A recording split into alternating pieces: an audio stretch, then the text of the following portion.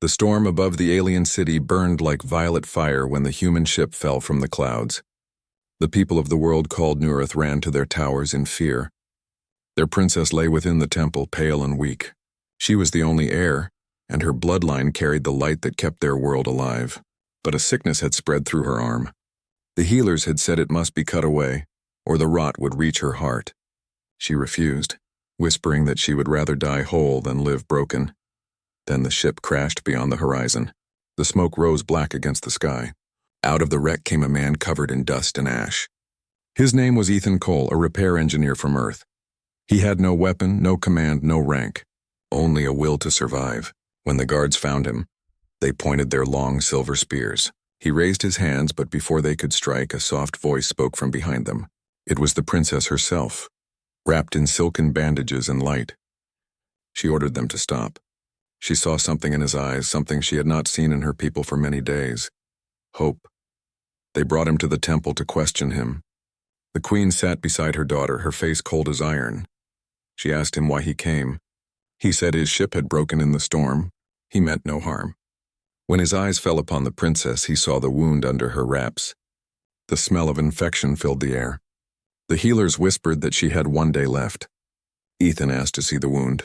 The guards laughed, but the princess lifted her hand and let him. He looked at it, grim and calm. Then he asked for tools, heat, and light. They did not understand.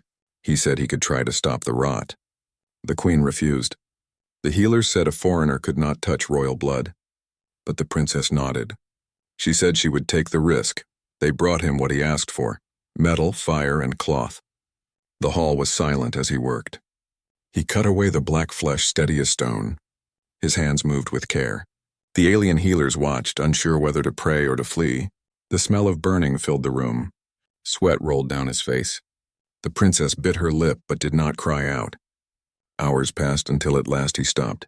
The infection was gone. He covered her arm with a strange gel from his suit and wrapped it tight. The queen stood behind him, her eyes hard. She said if the princess died, he would die too.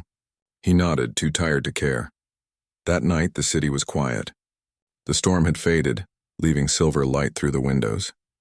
The princess slept for the first time in days. When morning came, her eyes opened. Her skin had color again. Her fingers moved. The queen gasped. The healers bowed low. The human had saved her limb. The gel from his ship was something their world had never seen, a living medicine. The queen called him before the court. She looked down from her high seat and said no one had ever done what he did. She asked what he wanted in return. He said nothing. He only wanted to fix his ship and go home. But the princess stopped him. She walked toward him, her arm wrapped in bright cloth. She said he had saved her life when all others had turned away. She told him she wanted to learn the strength that let him act when all hope was gone. He smiled and said it was not strength, only duty. She shook her head and said that his duty had changed her world. The people began to speak of him as the healer from the stars. Some feared him, others worshipped him. But to the princess, he was the man who did not run from pain. When the day came for his ship to rise again, she stood by the launch field. The wind pulled at her hair and the bright bandage on her arm. She said that their world would remember his name even if he never returned.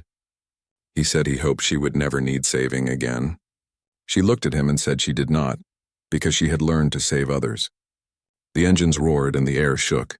He looked down once more and saw her raise her healed hand high in the light.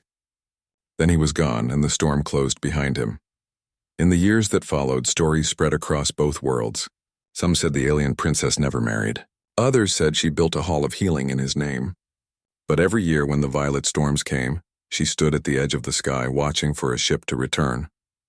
And on her arm still glowed the mark of the human who saved her from the darkness.